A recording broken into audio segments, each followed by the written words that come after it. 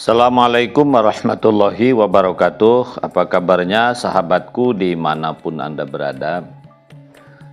Saya hari-hari menangani konflik rumah tangga ya. Ternyata dalam menentukan pasangan, kalau belum menikah, sangat penting minta restu orang tua. Tapi kalau kita sudah menikah, misalnya duda atau janda, kalau mau menikah lagi pertimbangan utamanya di anak. Atau seorang laki-laki mau poligami, atau seorang istri mau mengizinkan suaminya poligami. Itu anak yang diprioritaskan. Apa kata anak, itu ikuti. Kenapa pentingnya restu? Tapi dengan catatan ya, kalau orang tua selama ini dengan anak hubungannya baik, harmonis, anak ibu lah yang mengasuhnya dari bayi. Mulai dari dalam kandungan, mengkhitankan, menyekolahkan, membimbingnya dengan penuh kasih sayang. Bahkan membiayai anak dalam bentuk pendidikan, bahkan menghabiskan uang berjuta-juta.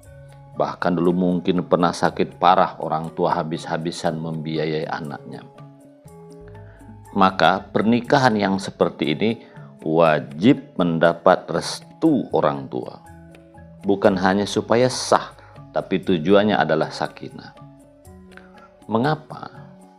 Kalau kita hanya mengandalkan cinta dengan pasangan kita, cinta itu sampai kapan? Karena cinta itu tidak selamanya. Setelah akad nikah, yang dibutuhkan lagi bukan hanya sekedar cinta, tapi kenyamanan. Ketika kita ada masalah rumah tangga, kita akan nyaman bersama ayah dan ibu.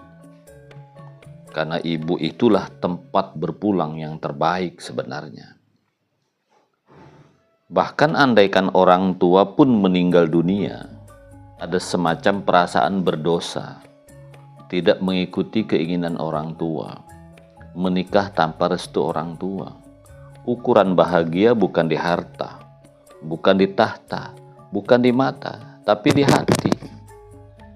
Maaf ya, sebajingan-bajingannya orang tua, sejelek-jelek orang tua, kalau orang tua itu pernah mengurus anaknya dengan penuh kasih sayang, ikatan batin itu tidak akan lepas.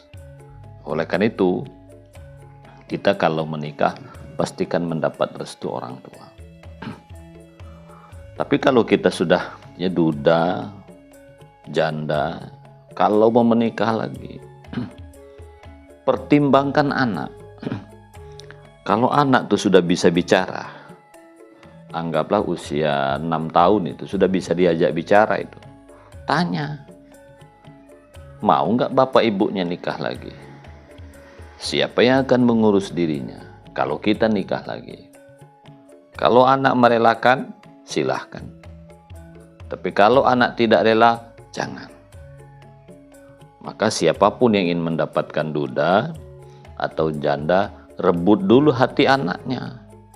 Jangan hanya mampu menguasai hati bapak dengan ibu. Pada akhirnya, kita akan lebih sayang anak daripada suami, daripada istri kita. Ini hati nurani, tak akan bisa dibohongi. Yang kedua, kalau anak kita masih bayi, kan belum bisa diajak bicara, pastikan calon dari pasangan kita itu sayang anak apa tidak. Kalau kira-kira tidak sayang anak, jangan. Ini perlu diuji dari keseharian. Contoh nih, kalau kita laki-laki ya, punya anak bayi, mau menikah lagi. Nah, kira-kira calon istri kita itu bakal sayang nggak dengan anaknya? Salah satu ciri-ciri sayang dengan anaknya ya tentu ada dua bisa dilihat. Pertama, kesehariannya dia di rumahnya. Sayang nggak dengan adiknya? Sayang nggak dengan anak tetangga yang masih bayi itu? Yang kedua, ketika kita diajak ketemu kita, melihat anak kita itu cuek apa tidak? Melihat anak kita itu senang apa tidak? Ketika dia datang ketemu kita, rindu nggak dengan anak kita? Minimal ngasih sesuatu, menyapa, mencium, maklumlah masih bayi. Kan belum bisa diajak bicara anak nih. Begitu juga seorang janda, sama. Senang nggak dengan anak kita? Karena banyak laki-laki ini sayang dengan emaknya, tapi tak sayang dengan anaknya. Intinya, kalau anak sudah bisa diajak bicara, kalau kata anak jangan nikah lagi, jangan. Tapi kalau masih bayi, tes dulu hubungan ini, bisa nggak menyatu? Karena pada akhirnya orang tua lebih bagus kehilangan suami atau istri, yang penting tidak kehilangan anak. Seorang istri tidak terlalu sakit dibentak suami, tapi kalau dibentak anak, sakitnya luar biasa. Begitu juga sebaliknya. Suami kadang-kadang tak bermasalah di hadapan istri meskipun istri tidak baik, tapi akan bermasalah kalau anaknya tidak baik dengan ayahnya. Cuman laki-laki pandai menutup saja. Saya kira itu ya, mudah-mudahan manfaatnya. Wassalamualaikum warahmatullahi wabarakatuh.